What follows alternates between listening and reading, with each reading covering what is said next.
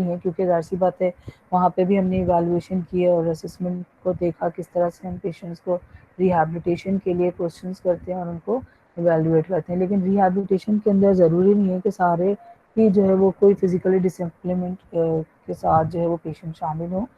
Rehabilitation में और दूसरे पेशेंट भी हो सकते हैं, लेकिन डिसेबिलिटीज़ के असेसमेंट के अंदर हमारे पास disabled patients ही होंगे। Assessment is a process through which we identify the actual problem of patient. सही।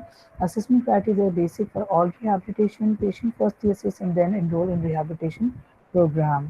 Objectives इसके अंदर आ जाएंगे assessment of disability, हम देखेंगे elements of examination, diagnosis, functional capacities, evaluation. ठीक, वहाँ पे भी हमने functional capacities की बात की थी, यहाँ पे भी हम functional capacities की evaluation देखेंगे और examination को देखेंगे। By the end of session, understand basic concept of assessment of disabilities, appreciate the process of physical examination, and know how to deal with patients during examination. Discuss about basics of assessment of disabled, describe the principles of physical examination, and explain the process of dealing with patients during assessment. Elements अब आपके कौन कौन से हैं जो independent होते हैं medical examination से। सबसे पहले हम करते हैं हिस्ट्री की बात।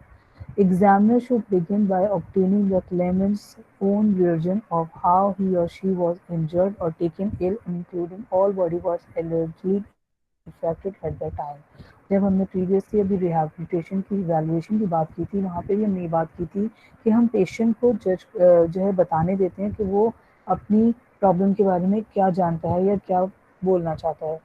यहाँ भी हम जब हिस्ट्री टेकिंग शुरू करते हैं तो सबसे पहले जो हमारा एग्जामिनर होता है वो अपने पेशेंट के साथ या अपने क्लेमेंट के साथ जो है वो इंटरव्यू बेस पे काम शुरू करता है और सबसे पहले वो मौका देता है कि वो जो पेशेंट है वो अपनी इंजर्ड और टेकिंग जो भी कुछ उसकी इलनेस हुई है, जो भी उसकी इंजरी हुई है, उसके बारे में वो खुद डिटेल से बताए कि वो किस वक्त और किस तरह से और कहाँ कहाँ उसको प्रॉब्लम है और क्या किस तरह से वो इफेक्टिव हुआ। Discrepancies between his history and information in the medical record may be useful in the assessment of the claimant's credibility. एक चीज़ ये होती है कि हमारे पास तो रिकॉर्ड्स मौजूद हैं, लेकिन अब हमारा पेशेंट भी कुछ बता रहा है, तो हो सकता है कि उन दोनों के दरमियान कुछ चीज़ें डिफरेंस पेपर हों। तो वो सारी चीज़ें भी जो है वो हम जज करते हैं और हम देखते हैं उससे कि हमारे पेशेंट को जो चीज़ें सफ़र कर रहा है वो क्या चीज़ें हैं और जो रिकॉर्ड्स मेंशंस हैं उसके अंदर वो क्या चीज़ें बता रहे हैं। ठीक, the claimant should be asked to describe the nature and outcome of all diagnostic testing and treatments performed. The past medical history must be thorough. क्या होता है कि हम पेशेंट के सारे डायग्नोस्टिक टेस्ट जो हुए हैं, जो कुछ भी ट्रीटमेंट लेता रहा है, उन सारी चीज़ों के बारे में उससे पूछते हैं, उसको रिकॉर्ड्स को भी चेक कर होते हैं और उसकी पास मेडिकल हिस्ट्री को भी गो थ्रू करते रहते हैं। कई बार ऐसा होता है कि पेशेंट अगर आपके पास आता है और आप उसकी फ़ाइल जो भी कुछ उसकी प्रीवियस मेडिकल हिस्ट्री की फ़ाइल हो वो लेके बैठ जाएँ और उसको गो थ्रू करना शुरू कर दें और पेशेंट कुछ बोलना चाह रहा है और वो बोल नहीं पा रहा, तो वहाँ पे पेशेंट जो है थोड़ा इरिटेबल होने लगता है। उसको उसकी इरिटेशन को रोकने के लिए ज़रूरी होता है कि सबसे पहले हम पेशेंट की बात ज़रूर सुने। पेशेंट की बात सुनने से हमें सबसे ज़्यादा समझ आता है कि उसको क्या प्रॉब्लम है और वो क्या बताना चाहता है। कई चीज़ें ऐसी होती हैं जो रिकॉर्ड्स के अंदर मेंशन नहीं होती हैं और वो चीज़ें हम पेशेंट से कम्युनिकेट करके जो वो आइडेंटिफाई कर लेते हैं कि प्रॉब्लम एक्चुअल में नज़र क्या आ रही है। The examiner must ascertain whether the claimant has a previous history of similar complaint or injuries, by whom the claimant was treated, and the clinical course of the complaint.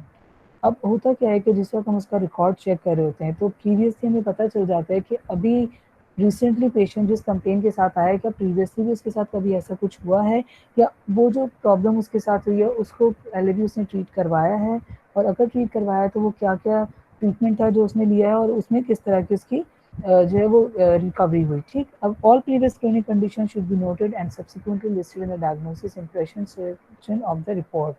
सही, जब भी हम उसको प्रीवियसली जो भी क्रॉनिक कंडीशंस उनको देखेंगे, उनको जज करेंगे, तो हमेशा हम उसको डायग्नोसिस और इंप्रेशन के सेक्शन के अंदर रिपोर्ट कर देंगे। अभी भी मैंने आपसे पहले बताया था कि एक असेसमेंट क्राइटेरिया फॉर्म्स होते हैं डिफरेंट उसके, जहाँ पे हम पेशेंट को जज करके उसकी हिस्ट्री टेकिंग को वहाँ पे पुट कर होते हैं। तो वहाँ पे हम ये सारी चीज़ें ज़रूर मेंशन करते जाते हैं कि क्या क्या चीज़ें हैं जो पेशेंट को प्रॉब्लम लग रही हैं और क्या क्या चीज़ें जो प्रीवियसली भी उसमें मौजूद थी और दोबारा रिसेंटली आई हैं, और अगर वो दोबारा रिसेंटली आई हैं तो उसका रीज़न भी हमें वहाँ पे समझ में आएगा कि क्या हुआ है। आया हो सकता है कि डॉक्टर ने पेशेंट से कहा हो कि अपनी मेडिकेशन को नहीं छोड़ना या अपनी जो भी थेरेपीज़ हैं उनको नहीं डिस्कनेक्ट करना, और उसने इन चीज़ों को डिस्कनेक्ट किया हो। कई बार ऐसा होता है कि patient with in a year same problem के साथ वापस आता है। Most of the time musculoskeletal जो इश्यूज आ रहे होते हैं उसके अंदर ये बहुत ज़्यादा कॉमन है कि बैक एक बहुत रिपीटेडली आ रहा होता है, सर्वाइकल पेन्स आपके बहुत रिपीटेडली जो है पेशेंट जो है वो बार बार हिस्ट्री के साथ आ रहे होते हैं, क्योंकि वो सारी चीज़ें जो हमारी लाइफस्टाइल मॉडिफिकेशन की वजह से भी जो है वो बहुत जल्दी एग्रीवेट होने लगते हैं। तो अगर कि ऐसे कोई प्रॉब्लम्स थे जहाँ पे वो जो है दोबारा हिस्ट्री दे रहा है कि हाँ उसको थोड़े से दिन में ही दोबारा ये चीज़ें हो गई, तो उसको जो चीज़ दोबारा उसकी गाइडेंस के अंदर लेना ज़रूरी होता है कि उसको जो प्रीवियसली ट्रीटमेंट बताए गए थे, जो चीज़ें उससे अवॉइड करने को कही गई थी, क्या वो सारी चीज़ें उसने की हैं या नहीं की हैं। अगर नहीं की हैं तो फिर ये रीज़न हो सकता है कि दोबारा उसको रिकरेंसी हुई है उसके पेन की या उसके प्रॉब्लम की। तो ये सारी चीज़ें जज करने के बाद हम पेशेंट को ये भी गाइड कर सकते हैं कि अब उसको स्ट्रिक्टली अपने ट्रीटमेंट प्लान पे स्टक रहना पड़ेगा। अगर वो ऐसा नहीं करेगा तो ये रिकरेंसी उसको दोबारा बहुत जल्द महसूस हो जाएगी।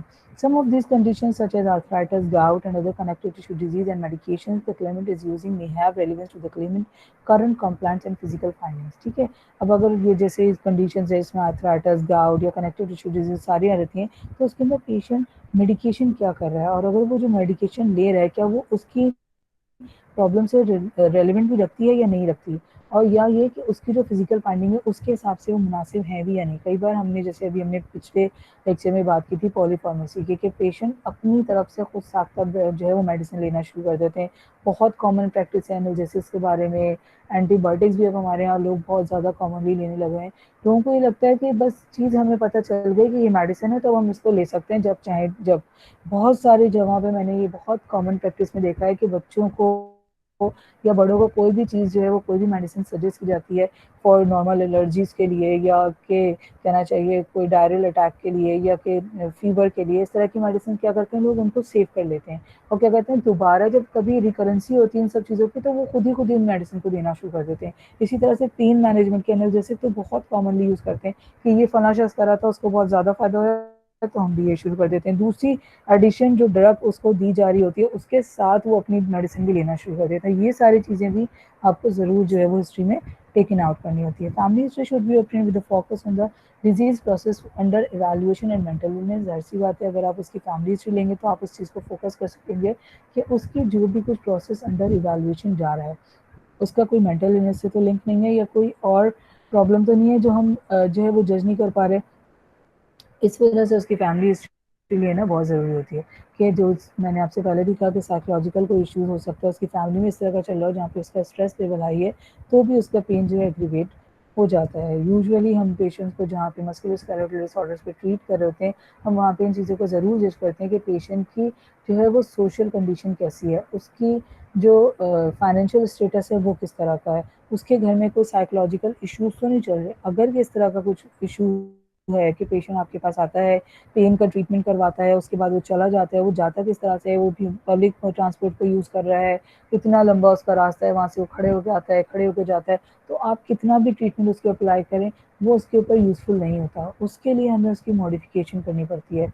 ज़ाहिर-सी बात है अगर उसका फाइनेंशियल स्टेटस इतना अच्छा नहीं है कि हम उसको बोलें कि वो कोई गाड़ियाँ किसी जो है वो ऑटो रिक्शा वगैरह को यूज़ करे, तो फिर हम उसकी मॉडिफिकेशन इस तरह कर सकते हैं कि हम उसको होम एक्सरसाइज प्रोग्राम के ऊपर डाल सकते हैं कि वो रेगुलर आने के बजाय 15 डेज पे हमारे पास विजिट करे या वीक पे विजिट करे या फिर ये कि अपने घर के करीब किसी और दूसरे सेंटर से रिज्यू करे ताकि उसका इतना लंबा जो सफ़र है उसके ऊपर उसको सहूलत हो सके।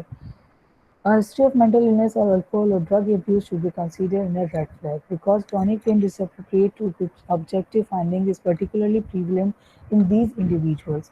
ठीक है, अब होता क्या है कि ये जो मेंटल इलनेस या अल्कोहल और ड्रग एब्यूज़ है, अगर कि ये चीज़ें उसकी हिस्ट्री में मौजूद हैं, तो ये कंसीडर किए जाते हैं under the red flag. Please mike off कर दीजिए। रेड फ्लैग क्या होती हैं? वो चीज़ें जिसकी वजह से पेशेंट हाईली जो है वो प्रॉब्लम में होता है कि उसको अब चीज़ें इतनी जल्दी कवर नहीं करवा सकती, उसके साथ बहुत सारे दूसरे कॉम्प्लिकेशन अटैच हो सकते हैं। ठीक है ना, अगर कि उसका मेंटल इलनेस का लेवल हाई है या वो कोई और एडिक्शन है किसी ड्रग के साथ या किसी अल्कोहल के साथ, तो हम कितनी अच्छी तरीके से उसको ट्रीटमेंट करें, हम इन चीज़ों को अगर निगलेक्ट करें तो हम उसको सही वे के अंदर ट्रीट नहीं कर सकते। ठीक है, तो ज़रूरी होता है कि हम इन चीज़ों को आइडेंटिफाई करें और पेशेंट को जो है वो इन चीज़ों के अंदर भी जो प्रॉब्लम्स होती हैं उनके बारे में भी जो गाइड करें और उनको इन चीज़ों से रोकने की कोशिश करें। Work history should be obtain, उसकी वर्क हिस्ट्री लेना भी बहुत ज़रूरी होता है कि वो किस तरह की वर्किंग कंडीशन के साथ अटैच था, कौन से काम करता था, वहाँ पे किस तरह के इन्वायरमेंट था और वहाँ पे उसकी वर्किंग कंडीशंस क्या थी और उसकी स्टेटस क्या था। Information about previous occupation is relevant to long term disability determination and in planning for vocational rehabilitation. जो हमारा उसके वर्क की हिस्ट्री लेने का मकसद होता है, उसका सबसे बड़ी चीज़ यही होती है कि हमें लॉन्ग टर्म डिसेबिलिटी डिटर्मिनेंट जो है वो जज कर सकें कि वो क्या होते हैं और ये कि उसकी अब वोकेशनल रिहैबिलिटेशन किस तरह से होगी। क्या मतलब होता है कि अगर उसकी डिसेबिलिटी बहुत लॉन्ग टर्म पे जाने वाली है तो यकीनी तौर से अब उसका वर्क जो नॉर्मली जो पहले वो कर रहा था उसको स्विच ऑफ करने की ज़रूरत होगी। उसके लिए हमें प्लान करना पड़ता है कि अब वोकेशनल रिहैबिलिटेशन वाले जो लोग होते हैं वो उस पेशेंट के हिसाब से उसको किसी और दूसरे वर्किंग उसके लिए जो है वो तैयार करें और फिर उसके हिसाब से उसको जो है वो मॉडिफिकेशन दें, उसको सिखाएं और फिर उन वर्किंग एम्प्लॉयमेंट के अंदर उसको अटैच करवा सकें। Social history is relevant but not always obtainable. Social history भी रेलिवेंट होती है लेकिन हम उसको थोड़ा बहुत इस हिसाब से जज करते रहते हैं कि पेशेंट की सोशली लोगों के साथ रिलेशन कैसा है, इंटरेक्शन कैसी है और उसकी मोबिलिटी का लेवल किस तरह का है। The examiner should request that claimant list all painful body parts and quantify the pain he or she usually experiences in each area on a scale of 0 to 10, with 0 representing no pain and 10 representing unbearable pain। ठीक है, एक scale होता है, ये visual analogue scale कहलाता है जो pen जज करने के लिए करता है। होपफुली शायद आप लोगों ने इसको पढ़ा भी होगा। तो उस स्केल के अंदर हम पेन के क्राइटेरिया को जज करते हैं और पेशेंट के जो भी पार्ट पेनफुल बॉडी पार्ट्स होते हैं उनके ऊपर जो एग्जामिन कर रहे होते हैं तो हम उसको क्वांटिफाई करते हैं कि पेशेंट अब इस चीज़ को जज करके बताए कि 0 से 10 के अंदर उसका पेन जो है वो किस जगह पे प्लेस कर रहा है और उसकी क्वांटिटी वो किस तरह की अब हमें क्वांटिफाई करवा सकता है। Examiner should definitely inquire about work, household and recreational activities both before and after the injury. ये भी एक बहुत बड़ा इंपॉर्टेंट फैक्टर है कि इंजरी हुई उससे पहले उसका लाइफ स्टाइल कैसा था, वो लोगों के साथ इंटरेक्शन कैसा था, रिक्रिएशनल एक्टिविटीज़ में पार्टिसिपेशन थी या नहीं थी, हाउस होल्ड के जो वर्किंग थे वो खुद करता था या कोई और करता था, इंजरी से पहले किस तरह की थी और इंजरी के बाद। ओके, बात आती है फिजिकल एग्जामिनेशन की। Musculoskeletal examination should include a description of strength, range of motion, sensory abnormalities, neurological finding including atrophy. The examiner should measure the factor limb and compare with the other and tenderness or spasm। जाहिर सी बात है जिस वक्त हम musculoskeletal examination physical examination की बात करते हैं तो हमें पेशेंट के मसल्स की स्ट्रेंथ जज करना सबसे ज़्यादा ज़रूरी होती है कि वो किस स्टेज में है। अभी मैंने पहले आप लोग को बताया था कि मसल ग्रेडिंग के ज़रिए हम मसल की स्ट्रेंथ मालूम करते हैं जिसके अंदर हम 0 to 5 के अंदर उसको जो है वो रेंज देते हैं कि वो किस तरह के मसल की उसकी पावर है और वो कितनी वर्किंग कंडीशन पे। इसी तरह से रेंज ऑफ मोशन उसके जॉइंट की लिमिटेशन कितनी जा रही है, कितनी ज़्यादा जो है वो मोबिलिटी के रेंज के अंदर है। इसके साथ साथ हमें उसकी हाइपोमोबिलिटी और हाइपरमोबिलिटी को देखना। उसके अलावा सेंसरी एबनॉर्मलिटीज़, उसके सेंसरी को वो तो नहीं आ रहा है इशूज़ कि उसको सेंसरी लॉस हो रहा है। उसके अलावा न्यूरोलॉजिकल फाइंडिंग्स कोई और कोई रीज़न है जिसकी वजह से मसल के अंदर एट्रोफी हो रही है या हाइपरट्रॉफी हो रही है। एट्रोफी होना मसल्स का क्या होता है कि मसल मास जो होता है वो लॉस होने लगता है और हाइपरट्रॉफी क्या होती है कि मसल मास जो है वो बढ़ने लगता है। टेंडरनेस और स्पैज़म, अगर कोई टेंडरनेस वहाँ पे फील हो रही है या कोई स्पैज़म फील हो रहा है तो वो चीज़ भी हम मस्कुलोस्केलेटल एग्जामिनेशन के अंदर उसको जज करते हैं उस पेशेंट के लिम्स के साथ। ठीक है, The examiner should observe the claimant's overall attitude, lesion, hostile, posture, gait, and the use of ambulatory aids to determine whether these are consistent with subjective complaints and objective findings testing। क्या होता है कि हम जो हमारा patient होता है हम उसके एटीट्यूड को भी जज कर रहे होते हैं कि ऐसा तो नहीं है कि वो जो है वो ओवर रिएक्ट कर रहा हो या जो है वो उसके अंदर पेशेंस ना हो, इस तरह की कोई चीज़ आ रही हो। उसके साथ साथ उसका पोस्चर देखना कि उसकी जो है सिटिंग किस तरह की है, स्लॉश पोस्चर के अंदर तो नहीं है, फॉरवर्ड हेड तो नहीं है, उसका गेट कैसा है जिस तरह कुछ चल के आया, वो सारी चीज़ें देखना या कोई एम्बुलेटरी एड उसने यूज़ किया है तो उस चीज़ को जो है वो डिटरमाइन करना, ये सारी चीज़ें भी हमारी जो है वो सब ऑब्जेक्टिव फाइंडिंग्स का हिस्सा होती है। ठीक है, इसके अलावा examiner should assess weather a Clement whose status he or she has difficulty with sitting, standing or various body position managed to perform the biomechanical equivalent of these position during the examination. ठीक है, अब अगर हमारा patient जो है complain कर रहा है कि उसको सिटिंग, स्टैंडिंग या किसी और बॉडी पोजीशन को मेंटेन करने के लिए प्रॉब्लम होती है या कोई और परफॉर्मेंस करने के लिए उसको प्रॉब्लम हो रही है, तो इन सारी चीज़ों को बायोमैकेनिकली जज करना है। बायोमैकेनिक्स क्या होती है? हमारी बॉडी की वो नॉर्मल मैकेनिक्स जिसके ऊपर हमारी बॉडी वर्क कर रही होती है, कि अगर हमारी बॉडी के अंदर आप देखें तो एक नॉर्मल अलाइनमेंट होती है जिसके साथ हम लोग खड़े रहते हैं, ठीक है। अगर उस नॉर्मल अलाइनमेंट के अंदर कोई भी डिफरेंस आ रहा है जिसकी वजह से पोस्चर डिफरेंस हो रहा है, मतलब उसकी जो नॉर्मल अलाइनमेंट है वो उससे हट के कुछ तरह से खड़ा हुआ है, ठीक है, स्लॉच है, फॉरवर्ड हेड है, किस तरह से है, ठीक है। इसके अलावा अगर उसका बैलेंस अच्छा नहीं है या फिर ये कि उसकी जो लाइन ऑफ ग्रेविटी है वो सही से पास नहीं हो रही है, मतलब उसकी जो स्टैंडिंग का पैटर्न है वो इतना ज़्यादा डिस्टर्ब है जिसकी वजह से उसकी पेल्विस की जो पोजीशन है वो डिफरेंट हुई है, तो इसकी वजह से क्या होता है कि उसकी जो पोजीशन है वो डिफरेंट हो जाएगी और वो सारे जो एक्टिविटीज़ कर रहा है उसके अंदर ऑलरेडी उसको प्रॉब्लम होगी, ठीक है। तो ये सारी चीज़ें एग्जामिनर जज कर रहा होता है कि किस तरह से एक डिसेबल पर्सन जो है वो अपनी बॉडी को प्रेजेंट कर रहा है और किस तरह की चीज़ें हैं जो हम जो है वो विजुअली उसके अंदर जज कर सकते हैं। इसके अलावा difference in the gait and mobility of the claimant in the examining room, waiting room और exiting the building and when getting into their car should be also noted. अगर हम ऐसा फील हो कि पेशेंट जो है वो प्रिटेंड कर रहा है, वो एज सच ऐसा नहीं है, ठीक है ना, अपने आप को कुछ और जो है वो दिखाने की कोशिश कर रहा है, तो वहाँ पे हमारी जजमेंट बहुत ज़्यादा ज़रूरी हो जाती है कि जिस वक्त पेशेंट जो है वो अपने वेटिंग लाउंज के अंदर था तो वहाँ से डॉक्टर के पास तक वो कैसे आया, डॉक्टर के रूम में एंटर होने के बाद वो चेयर तक किस तरह से पहुँचा, किस तरह से उसने अपनी एम्बुलेशन दिखाई, किस तरह से उसने सिटिंग और स्टैंडिंग का वो किया, या ये कि उसको जाके उसकी कार तक बिठाना होता, वो हम सारे काम उसको जज कर सकते हैं कि कहाँ कहाँ उसकी मोबिलिटी के अंदर डिफरेंस आ रहा है और कहाँ कहाँ उसको प्रॉब्लम हो रही है, ठीक। या ये कि वो सही वॉक कर सकता है या नहीं कर सकता है, या वो सिर्फ अपने आप को ओवर जो है वो अटेंड कर रहा है। Examiner should note whether complaints of weakness or abnormal positioning of an extremity are accompanied, accompanied by objective evidence of weakness or disuse such as atrophy, wasting or differential patterns of shoe wear and sensory loss, parentheses, and are consistent with what the examiner would expect anatomically.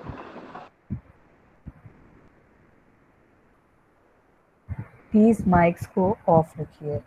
Examiner जो है वो क्या करेगा कि उसकी जितनी भी complaints हैं उनको देखेगा कि किस तरह की उसको वीकनेसेस फील हो रही हैं, एबनॉर्मल पोजीशनिंग उसकी किस तरह की है, एक्सट्रीमिटीज़ उसकी जो है वो आप जज करेंगे कि ऐसा तो नहीं है कि वीकनेस की वजह से या डिसयूज़ की वजह से वहाँ पे कोई एट्रोफी हो रही है, वेस्टिंग ऑफ मसल्स हो रहा है, या उसका जो शू वेयर है वो किस तरह का, ऐसा तो नहीं है उसके फुटवेयर जो वो मुस्तकिल पहना रहता है उसके अंदर उसको कोई प्रॉब्लम हो रही है, वहाँ पे कोई प्रेशर सोर्स बन गए हैं, उसको सेंसरी लॉस हो, कोई डायबिटीज़ का पेशेंट है जिसकी वजह से उसको डायबिटिक न्यूरोपैथी हो रही है, उसकी वजह से उसको कोई प्रॉब्लम हो रही है, या किसी और वजह से उसको न्यूरोपैथी हो रही है, या उसके वजह जो है वो सेंसरी लॉस हो रहा है, वो सारी चीज़ें भी हमें जज करना, एग्जामिन करना बहुत ज़्यादा ज़रूरी होती हैं, क्योंकि जब तक हम एनाटमिकली उसकी सारी बॉडी को जज नहीं करेंगे, हम सही तौर से उसका एक क्राइटेरिया असेसमेंट का नहीं बना सकते और उसकी फाइनल डायग्नोसिस बना के उसको सही ट्रीटमेंट प्लान के साथ अटैच नहीं कर सकते। तो इसके लिए ज़रूरी होता है कि जिन जिन क्राइटेरिया पे हम उसको जज कर सकते हैं हम उनको ज़रूर जज करें। अगर कि पेशेंट आपके साथ आया है सिर्फ एक किसी सपोर्ट उसके साथ है कि भाई एक रीजनल उसकी प्रॉब्लम है और वहीं पे ही उसको जो है ट्रीटमेंट कराना है, इट्स द अदर थिंग। लेकिन जब कोई मल्टीपल प्रॉब्लम्स या किसी न्यूरोलॉजिकल डेफिसिट के साथ आ रहा है तो फिर हम उसको उन सारे क्राइटेरिया के ऊपर ज़रूर जज करते हैं। The examiner can use a number of simple tests to assess whether the claimant's symptoms are consistent with what one would expect to find objectively. अब ज़ाहिर सी बात है हमारे पास बहुत सारे जो है वो सिंपल टेस्ट मौजूद होते हैं जो कि मस्कुलोस्केलेटल के असेसमेंट टेस्ट होते हैं जो हम परफॉर्म करते हैं, बहुत शॉर्ट ड्यूरेशन के होते हैं, उनको क्विकली परफॉर्म किया जाता है ताकि हम पेशेंट की जो है वो जजमेंट कर सकें कि वो किस प्रॉब्लम के साथ है और उसको जो प्रॉब्लम वो बता रहा है उसके टेस्ट के हिसाब से वो प्रॉब्लम पॉजिटिव आ रही है या नहीं आ रही, ठीक है।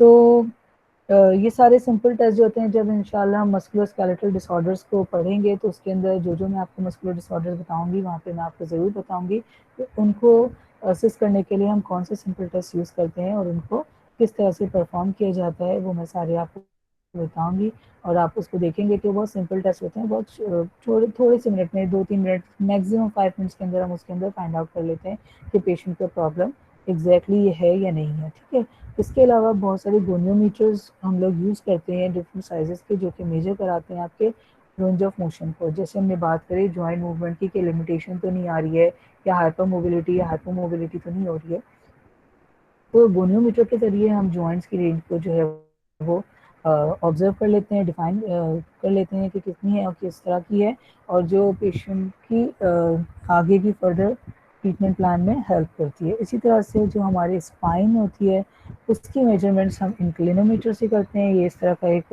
इंस्ट्रूमेंट होता है जो इंक्लिनोमीटर कहलाता है। इसी तरह से एक जमार डायनोमीटर होता है जिसके ज़रिए हम टेस्ट की कर सकते हैं ग्रिप स्ट्रेंथ को। आपके हैंड्स की ग्रिप्स जो होती है ना, उसकी स्ट्रेंथ को जज करने के लिए हम एक जमार डायनोमीटर है उसको यूज़ करते हैं। ठीक है, record review, all relevant records should generally be sent to the examiner to review in the conjunction with an IME independent medical evaluation। ठीक है, क्या होता है कि आप जितने भी इसके रिकॉर्ड्स हैं उनको सबको जो है वो हमने पहले भी बात की थी कि ज़रूर उनको रिव्यू करते हैं इंडिपेंडेंट मेडिकल इवैल्यूएशन के लिए। ठीक है, डायग्नोस्टिक टेस्टिंग की बात आ गई कि आप ज़ाहिर सी बात है जब तक पेशेंट के सारे जो टेस्ट मौजूद हैं उनको स्पेसिफिकली आप नहीं देखेंगे तो आपको पता नहीं चलेगा कि उसकी डिजीज़ की रीज़न जो है वो क्या है, उसकी डिजीज़ बढ़ तो नहीं रही हैं, पॉजिटिव है या नेगेटिव है, उसकी प्रेवलेंस किस तरह की है, ये सारी चीज़ें हम उसको ज़रूर स्क्रीन आउट करते हैं डायग्नोस्टिक टेस्टिंग के जरिए। डायग्नोसिस क्या होता है? The examiner should list all diagnosis when the claimant alleges sequelae from an allergy injury or exposures. The examiner must clearly indicate which are related, which are unrelated, and which one cannot be determined on the basis of currently available information। ठीक है ना, अब क्या होता है कि हमारा patient तो बहुत सारी चीज़ें दे रहा है कि उसको ये प्रॉब्लम है, या इंजरी है, या एक्सपोजर्स हुए हैं, तो क्या वो जो सारी चीज़ें हमें बता रहा है वो सही है या नहीं है, उसकी जो इंडिकेशन है वो रिलेटेड है भी या नहीं है।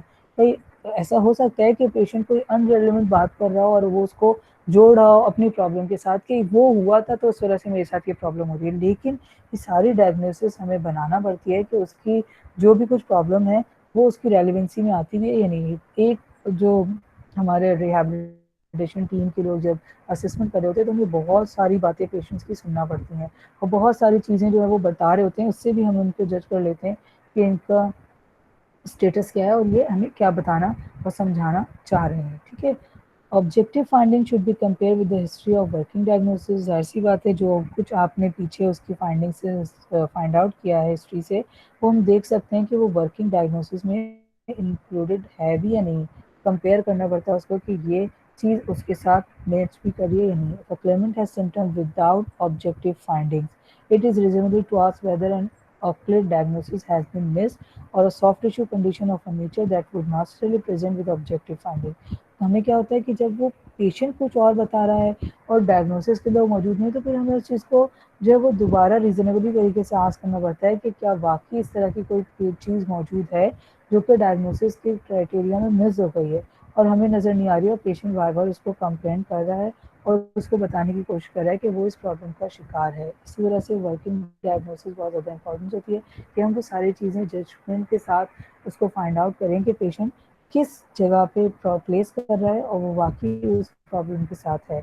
Symptom magnification is used to achieve primary और सेकेंडरी गेन्स। ऐसी बात है सिम्टम्स उसके जिस तरह के नजर आ रहे होंगे वो हमें बताएंगे कि उसको हम प्राइमरी और सेकेंडरी गेन पे किस तरह का प्लेस करते हैं। Primary gain refers to the unconscious relief of psychological stress through physical symptoms. ठीक है ना, अब जो प्राइमरी गेन होता है वो हम जो है अनकॉन्शियसली उसको रिलीव कर सकते हैं उसके साइकोलॉजिकल मूड स्ट्रेस से। बहुत ज़्यादा पेशेंट ऐसा होता है जो बहुत ज़्यादा बोल रहा होता है, बहुत सारी चीज़ें बार बार रिपीटिशन से ला रहा होता है, तो वहाँ हमें एहसास हो जाता है कि साइकोलॉजिकल स्ट्रेस की वजह से बार बार ये चीज़ें पॉइंट आउट कर रहा है। तो वहाँ पे हम क्या करते हैं कि सिर्फ प्राइमरी गेन लेते हैं, उसके साइकोलॉजिकल स्ट्रेस को से उसको निकालने की कोशिश करते हैं और उसके बहुत सारे फिजिकल सिम्टम्स जो हैं वो कम होने लगते हैं। ठीक है, secondary gain occurs when illness leads to benefit to the patient, such as attention, money, and decreases responsibility that would not have been available in the absence of illness behavior। ठीक है, अब सेकेंडरी क्या हो जाता है कि बहुत सारे उसके प्रॉब्लम्स ऐसे होते हैं जहाँ पे उसको अटेंशन प्रॉब्लम्स होते हैं, मनी के इश्यूज़ हो रहे होते हैं, रिस्पॉन्सिबिलिटीज़ बहुत ज़्यादा उसके ऊपर होती हैं, उन सब चीज़ों से वो सफ़र कर रहा होता है। तो उन चीज़ों को निकालने के लिए बाकायदा हमें किसी साइकियाट्रिक से जो है वो इशू रुजू करना पड़ता है या साइकियाट्रिस्ट के पास उस पेशेंट को प्लेस करना पड़ता है, क्योंकि अब वो जो उसका स्ट्रेस है ना, वो प्राइमरी गेन नहीं रहा कि हम सिर्फ उसके साइकोलॉजिकल स्ट्रेस को कम करने के लिए फिजिकली उसको ट्रीट करें तो वो चीज़ें रिलीफ पे आ जाएंगी, बल्कि वो बाकी किसी साइकोलॉजिकल इश्यूज़ में बहुत ज़्यादा इन्वॉल्व हो गया है। तो अब उसके साथ साइकियाट्रिस्ट को भी अटैच करना पड़ेगा ताकि वो उन सब चीज़ों से बाहर आ सके। Symptoms magnification is also likely to be present when the result of physical and mental status examination and other data are inconsistent with the complaint. ठीक है ना, अब अगर जो हमारे पास मौजूदा उसका रिजल्ट आ रहा है, जो भी फिजिकल और मेंटल स्टेटस उसका आ रहा है एग्जामिनेशन के बाद, हम उसको उस पेशेंट की कंप्लेंट्स के साथ अटैच करेंगे और फिर हम देखेंगे कि कहाँ पे ये चीज़ें जो है वो जज कर रही हैं, और अब हमारा जो सही तौर से वो बनेगा एक जजमेंट क्राइटेरिया, वो क्या बनेगा। ठीक, Estimating physical capacities में क्या रहता है, the assessment of physical capacity by asking the claimant his or her tolerance for various activities। हमें ये चीज़ दोबारा देखना, उससे पूछना कि वो कौन कौन सी पॉसिबल फिजिकल एक्टिविटीज़ हैं जिसके अंदर वो आराम से परफॉर्मेंस दे देता है या कहाँ कहाँ उसको प्रॉब्लम होती है। ठीक है, as a consequence it is best to first determine capacities on the basis of the examination and other objective data. ये ज़रूरी होता है कि हम उसकी कैपेसिटीज़ को डिटरमाइन करें और फिर हम उसको एग्जामिनेशन पे लेके जाएं और अदर ऑब्जेक्टिव डेटा की तरफ लेके जाएं। ठीक है ना, ऑब्जेक्टिव फाइंडिंग के अंदर एबनॉर्मलिटीज़ आ जाती हैं फिजिकल एग्जामिनेशन की, including evidence of the genetic changes, vascular disease या पुअर मसल टोन। ठीक है ना, अगर ये सारी चीज़ें हमें नज़र आ रही हैं तो हम उनको बहुत अच्छे से जज कर सकते हैं। हमारी एक क्राइटेरिया बनता है असेसमेंट का जिसमें हम ऑब्जेक्टिव और सब्जेक्टिव दोनों तरह की जो है फाइंडिंग्स को देख रहे होते हैं। तो ऑब्जेक्टिवली भी हम उसको देख सकते हैं क्या चीज़ नज़र आ रही है, और सब्जेक्टिवली भी क्या चीज़ें उसके रिकॉर्ड के अंदर मेंशन है। These findings also include any abnormalities on diagnostic testing that might be of physiological relevance, including evidence of disease process and related to the injury or exposure being evaluated। ठीक है ना, ये सारी findings आपको जो है वो एबनॉर्मलिटीज़ की उसकी इंडिकेट करती हैं, डायग्नोज कराने में आपको हेल्प करती हैं, फिजियोलॉजिकल रेलिवेंस उसकी बताती हैं कि उस डिजीज़ के साथ क्या फिजियोलॉजिकल रेलिवेंस बन रही है, वो इंजरी या एक्सपोजर जहाँ भी उसको प्रॉब्लम हुई उसके साथ रिलेट करती हैं या अनरिलेट करती हैं। Age, flexibility, body habits and degenerative disease and other diagnostical factors within influence the ability of claimant to perform activities such as sitting, standing, walking, squatting, bending, climbing, driving और using the hands and feet. अब आपका जो patient की as है, उसका flexibility level है, उसकी body की जो नॉर्मल हैबिचुअल कंडीशन है, और जो उसको डिजेनरेटिव चेंजेस हुई हैं और उसके जो कोई और एनाटॉमिकल फैक्टर हैं जो वहाँ पे इन्फ्लुएंस कर रहे हैं, वो सारी चीज़ें हमें बताती हैं कि पेशेंट की जो डेली एक्टिविटीज़ की सारी वर्किंग है उसके अंदर उसकी जो परफॉर्मेंस है वो किस तरह की हो सकती है, या वो किस तरह की एक्टिविटीज़ के अंदर परफॉर्मेंस दे सक पाता है और किसमें नहीं दे पाता। ठीक है, weight, sex, body habits and level of conditioning are all factor that affect the ability of individual to lift. जाहिर सी बात है, अगर हम कोई लिफ्टिंग एक्टिविटी परफॉर्म करवाने जा रहे हैं प्रीवियस जो हमने एक्टिविटीज़ करी उनसे हट के, तो उसके लिए हमें बहुत ज़्यादा ज़रूरी है कि पेशेंट के वेट के हिसाब से हमें लिफ्टिंग ऑब्जेक्ट करवाना होगा, कि वो पेशेंट के वेट के हिसाब से नहीं होगा, उसके सेक्स के हिसाब से नहीं होगा, तो वो उसके लिए वैसे ही प्रॉब्लमेटिक होगा। तो बजाय इसके कि हम उसके फिज़ीक के हिसाब से उसको वेट दे के उससे लिफ्ट करवाएं, हम उससे दूसरी कोई चीज़ लिफ्ट करवाएं, तो वो ऑटोमेटिकली जाहिर सी बात है वो नहीं कर पाएगा। ठीक, the presence of symptoms magnification complicates disability assessment because no exists justification for being an assessment of physical capacities on a claimant's self-reported activities and limitation make one question the credibility of these statements। ठीक, अब होता क्या है कि जो भी हम चीज़ें देख रहे हैं, जज कर रहे हैं, जो हमें पेशेंट दे रहा है, सेल्फ रिपोर्ट कर रहा है, जो लिमिटेशंस हमें नज़र आ रही हैं, उसके लिए जस्टिफिकेशन हमें खुद बनानी पड़ती है कि क्या बाकी ये चीज़ें फिजिकल कैपेसिटीज़ के अंदर सफ़र कर रही हैं या नहीं कर रही हैं।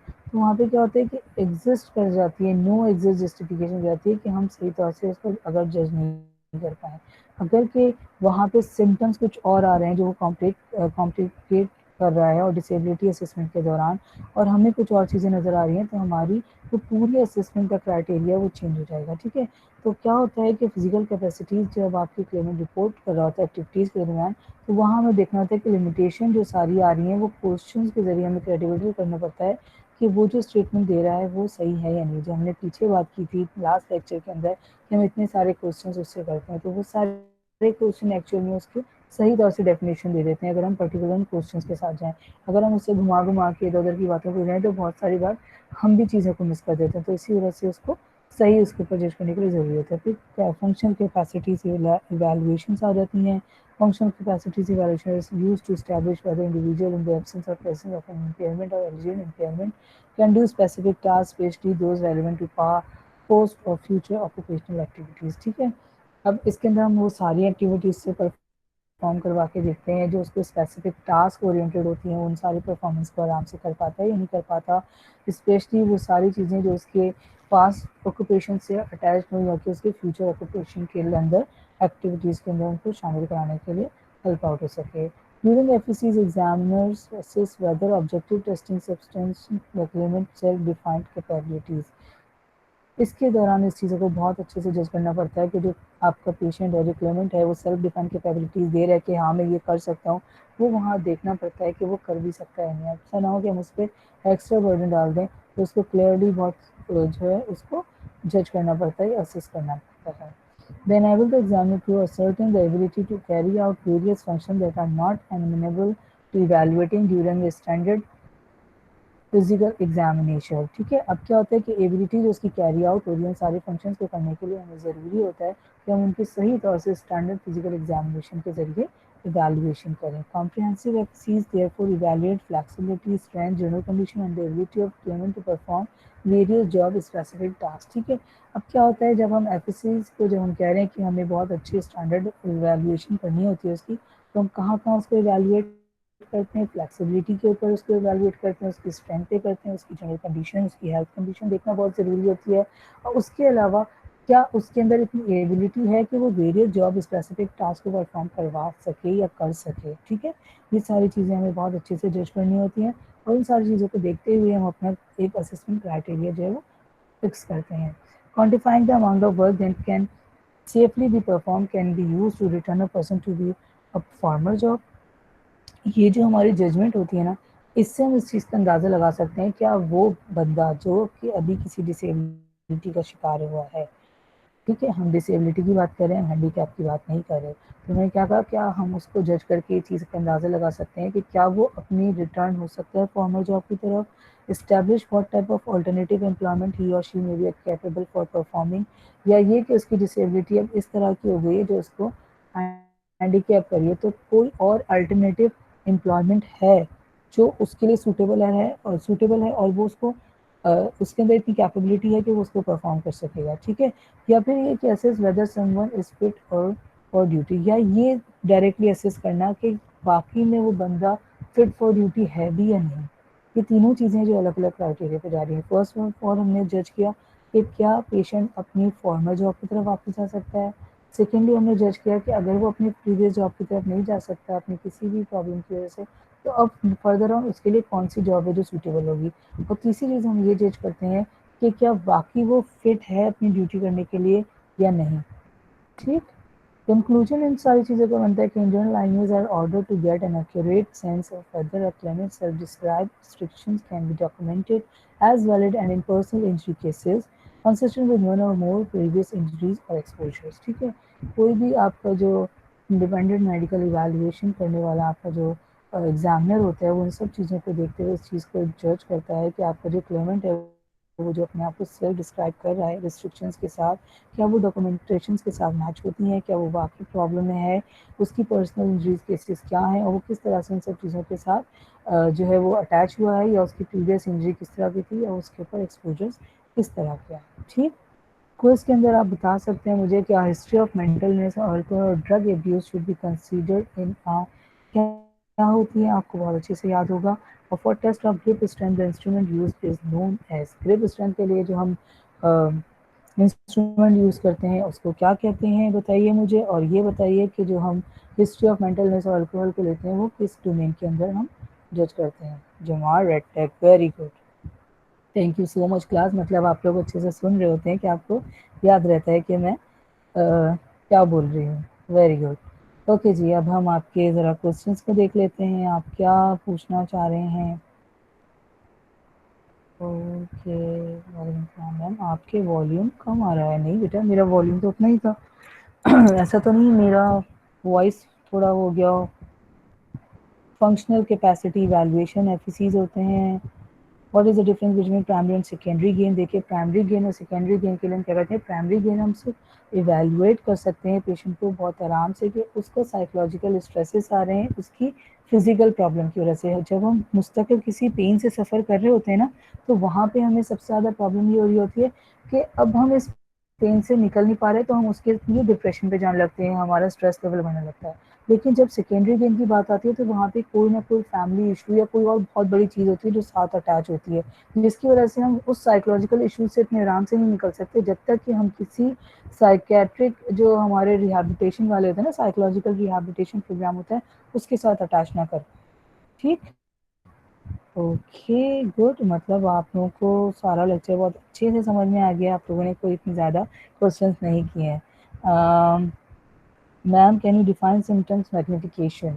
सिम्टम्स मैग्निफिकेशन के लिए बेटा आप इस चीज़ को इस तरह से कर सकते हैं कि जब हम लोग किसी भी पेशेंट की सिम्टम्स को जज कर रहे होते हैं ना, कि वो क्या प्रॉब्लम में जा रहा है, किस तरह की, उन चीज़ों को हम इवेलुएट कर रहे होते हैं, तो हम वहाँ पे जो है सिम्टम्स को जज करते हैं। ऑब्जेक्टिवली भी मैंने आपको बताया और सब्जेक्टिवली भी कराते हैं। ठीक है, तो वो सारी चीज़ें किस तरह से प्लेस करें। सब्जेक्टिव उसके अंदर जो है हम ले लेते हैं कि उसकी जो वो है डॉक्यूमेंटेशन है वो क्या कर रही है, लेकिन जो उसकी ऑब्जेक्टिव है वो क्या कर रही है। ठीक है, सिम्टम मैग्निफिकेशन है असल में आपको सेल्फ डिस्ट्रक्टिव सोशली रिइंफोर्स कर रही होती है ना, कि आपका बिहेवियरल रिस्पॉन्स किस तरह का आ रहा है किसी भी प्रॉब्लम को लेके, आप खुद कितना ज़्यादा डिस्ट्रक्टिव हो गए ना, कितनी ज़्यादा प्रॉब्लम पे जा रहे हैं और उस चीज़ को कितना ज़्यादा अपने ऊपर ले रहे हैं। ठीक है, एफईसीज जो है मैंने आपको बताया फंक्शनल कैपेसिटी इवैल्यूएशन होती है कि वहाँ पे किस तरह का हम वो इवैल्यूएट करते हैं फंक्शंस को देखते हुए कि पेशेंट की कितनी कैपेसिटी है।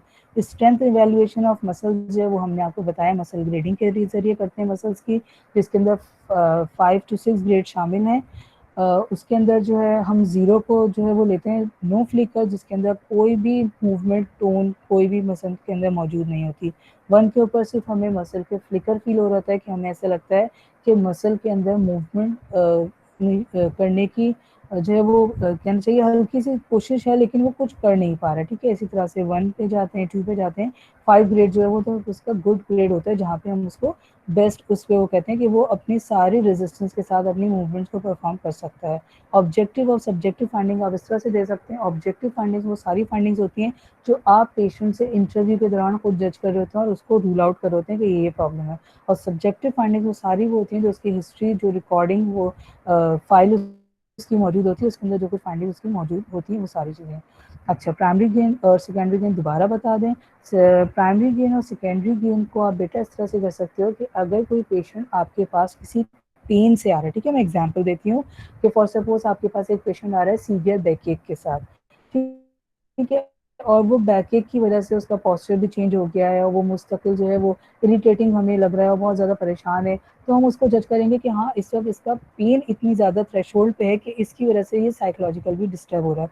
अगर हम उसका पेन ट्रीट करते हैं, उसको डिफरेंट जो है वो किसी भी ड्रग के ज़रिए या किसी भी एक्सरसाइज के ज़रिए या लाइफ मॉडिफिकेशन के ज़रिए उसका पेन जो है वो रूल आउट हो जाता है, पेन जो है उसका जो है वो कम हो जाता है, तो उसके बाद क्या होता है कि उसका साइकेट्रिक इश्यूज भी कम होने लगते हैं। वो जो उसकी इरिटेटिंग और वो सारी चीज़ें थी वो हमें शॉर्ट डाउन लगने लगती हैं कि अब वो उन सारी चीज़ों का सफ़र नहीं कर रहा है। लेकिन अगर वो पेशेंट जो है वो तीन मुसलसल उसका इलाज हो रहा है और मुसलसल ट्रीटमेंट से, ड्रग से, किसी भी चीज़ से उन चीज़ों से बाहर नहीं आ पा रहा, ठीक है, तो क्या होता है रिवा कि फिर हमें वहाँ जज करना पड़ता है कि इसके साथ कोई ऐसा साइकोलॉजिकल इश्यूज है जो उसको घर की तरफ से डिस्टर्ब कर रहा है। ठीक है, मे बी उसकी फैमिली में कोई इशू चल रहा हो, मे बी उसके साथ कोई फाइनेंशियल इशूज जो है अटैच हुआ हो, मे बी उसकी जॉब पोजीशन के अंदर कोई ऐसी चीज़ है जो उसको तंग कर रही है, तो वो वहाँ पे फिर कोशिश होती है कि पहले हम उसको उसके साइकाट्रिक इशू से बाहर निकालें। तो प्राइमरी गेन और सेकेंडरी गेन को उस तरह से अलग अलग वो कर सकते हैं। Ma'am please recorded lecture video send कर दीजिएगा इंशाल्लाह ज़रूर। रेड फ्लैग्स दोबारा बता दें। रेड फ्लैग्स बेटा वो सारी चीज़ें होती हैं जहाँ पे हम पेशेंट को जज करते हैं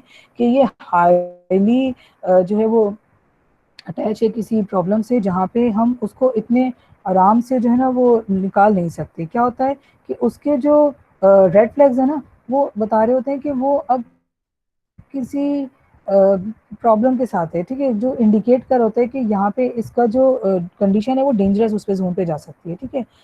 अगर रेड फ्लैग जैसे हमने बात की थी कि उसको कोई मेंटल इलनेस या ड्रग इश्यूज हैं, तो अगर वो ड्रग एडिक्शन के साथ है या मेंटल इश्यूज है तो उसकी वो चीज़ें जो हम जज करके निकालना चाह रहे हैं उसको पहले हमें इन चीज़ों को भी देखना पड़ेगा, वरना क्या होगा कि हम उसके मेंटल इश्यूज से उसको निकाल नहीं रहे, उसकी ड्रग एडिक्शन हटा नहीं रहे, तो वो उसकी बीमारी को मजीद बढ़ाते ही जाएंगे, उसकी बीमारी खत्म नहीं हो पाएगी। तो हम क्या कहेंगे उसको कि ये वो चीज़ें जो उसको डेंजरस कंडीशन की तरफ ले जा सकती हैं, इसलिए उनको रेड फ्लैग्स के अंडर हेडिंग लिखा जाता है, ठीक है। अस्सलामुअलैकुम वरहमतुल्लाहि वबरकातुहू। हम प्लीज़ लेक्चर अपलोड कर दें, जज़ाकल्लाह खैर। इंशाल्लाह नुमान, मैंने कल भी आपसे कहा था मैं आपके लेक्चर्स को अपलोड कर दूँगी। अभी तो आप लोग सब क्लास में अटैच होते हैं, क्लास ले रहे होते हैं, तो आसान होता है इसको देखना, सब जज करना। तो इंशाल्लाह जल्द मैं आप लोग को लेक्चर्स भी अपलोड कर दूँगी। कोई और क्वेश्चन आप में से कोई कुछ करना चाहता हो मुझसे तो मुझे बता दीजिए। What time class will be? Thanks a lot ma'am. मैं दोबारा चेक्स में आके देखती हूँ। अच्छा, एक चीज़ मैं आपको और बता दूँ, अब मेरी नेक्स्ट क्लास जो है वो आप लोग के साथ जो है वो ट्यूसडे पे है, ठीक है। मंडे आपके जो है मेरे जो बाकी दूसरे कोलीग्स हैं वो आप लोग की क्लास लेंगे। टुमारो इज संडे और संडे में कोई क्लास नहीं लूँगी प्लीज़ मैं संडे बहुत बिजी हूँ और मुझे भी एक दिन की छुट्टी चाहिए। रेगुलर मेरी क्लासेस चल रही होती हैं मेरे अपने प्रोग्राम्स के साथ भी। तो ये है कि अब मेरी क्लास आप लोगों के साथ ट्यूसडे होगी जो लाइव सेशन होगा, और इंशाल्लाह मेरी कोशिश होगी कि वो भी हम 10 बजे तक ही कंडक्ट कराएं, ठीक है। अगर जो भी होगा मैं एक दिन पहले उसको जो है वो अनाउंस कर दूंगी। जज़ाकल्लाह खैर, thank you so much ma'am. Book इंशाल्लाह अभी अभी मैं आपको जो आपकी बुक है वो आपके पेज के ऊपर अटैच कर देती हूँ, ताकि वो बुक भी आपको जो है समझ आ जाए। उसके अलावा मेरे पास, मैंने आपसे कहा था मेरे पास बहुत सारी बुक्स हैं ना जो रिहैबिलिटेशन के लिए अलग अलग हैं। मैम प्लीज़ आफ्टर 11 क्लास रखें। अच्छा देखें बेटा कुरतुलैन, प्रॉब्लम ये है कि उस दिन मेरी और एक और टीचर है, हम दो की क्लास है, तो मैं उनसे बात कर लूँगी। अगर वो एग्री करती हैं 12 बजे क्लास लेने के लिए या 12:15 तक, तो फिर मैं 11 से 12 आप लोग की क्लास कंडक्ट करा दूंगी, लेकिन 11 से लेट में मजीद नहीं जा सकती, ठीक है ना। तो 11 से 12 में आपकी क्लास ले लूँगी, और वो उनसे दूसरी टीचर से मैं बोल दूंगी कि वो आपकी जो है वो 12 के बाद जो क्लास ऑनवर्ड्स कर दें, ठीक है। तो बुक मैं आपको दे दूंगी। उसके अलावा ये है कि मेरे पास रिहैबिलिटेशन की बहुत सारी बुक्स हैं, अगर मैं वो सारी बुक्स आप लोग को देना शुरू कर दूंगी तो आप लोग के लिए प्रॉब्लम हो जाएगा, आप इतनी सारी बुक्स को पढ़ के कोई एक पर्टिकुलर वो नहीं कर पाएंगे। तो जो मेरे पास एक रिहैबिलिटेशन की बुक है वो मैं इंशाल्लाह अभी आपके साथ अटैच कर देती हूँ, ताकि आप आराम से उसको देख सकें, ठीक है। मैम जी बेटा। मैम आप एक बार प्राइमरी गेन और सेकेंडरी गेन की डेफिनेशन शो कर दें, क्योंकि मैंने गूगल में सर्च किया था तो हम्म उसमें वो बोल रहा है कि प्राइमरी गेन वो है जिसमें पेशेंट जो है as a physical symptom appear हो रहा होता है, लेकिन उसको हम्म, होता साइकोलॉजिकल डिसऑर्डर है। For example patient okay. Presents as blind after seeing murder. तो ये प्राइमरी हम्म गेन है, और सेकेंडरी गेन उसमें कुछ अलग शो कर रहा था। तो आप एक बार ओके। डेफिनेशन बता दें। अच्छा ठीक है, मैं इसकी डेफिनेशंस पूरी निकाल के ना मैं वो भी आपके ग्रुप के ऊपर डाल देती हूँ, ठीक है। ओके वैसे मैम। प्राइमरी गेन और सेकेंडरी गेन के ऊपर यही आता है कि आपके साइकोलॉजिकल इश्यूज के साथ अटैचमेंट होती है, लेकिन वहाँ पे होता है कि साइकोलॉजिकल इश्यूज को अगर हम देखें तो वो आपको प्रॉब्लम कर रहे होते हैं दोनों जगह पे, ठीक है। तो वो किस तरह से आपको रिफर करें, मैं आपको उसको और अच्छे से जज को करके डाल देती हूँ, ठीक है। Okay ma'am, thank you so much. Thank you बेटा। Okay madam. ओके बेटा, I think this class now क्या बोल रहे हैं आप, मैं देख लेती हूँ। Visma. Primary gain refer to the unconscious relief of psychological stress through physical symptoms. Secondary gain occurs when illness lead to benefit to the patient, such as attention, money, decrease. ये तो स्लाइड्स के जरिए आपने बताया ना बेटा, होता यही है कि आप प्राइमरी गेन से जो अनकॉन्शियस रिलीफ ले सकते हैं सिर्फ साइकोलॉजिकल स्ट्रेस को भी वो करके, लेकिन फिजिकल सिम्टम्स की वजह से वो साइकोलॉजिकल इश्यूज आ रहे होते हैं। लेकिन सेकेंडरी गेन के अंदर आपका कोई ना कोई ऐसा बड़ा इशू अटैच होता है, और इसको अगर उन्होंने जो है कहा कि मैंने गूगल पे भी देखा तो मैं वहाँ पे देख लेती हूँ वो क्या कहते हैं, आपकी बुक ये कह रही है, तो इसको हम इस तरह से कर देते हैं, ठीक है। होपफुली आज का लेक्चर भी अच्छा रहा होगा। इंशाल्लाह नेक्स्ट लेक्चर पे आपसे मुलाकात होगी। तब तक के लिए थैंक यू सो मच।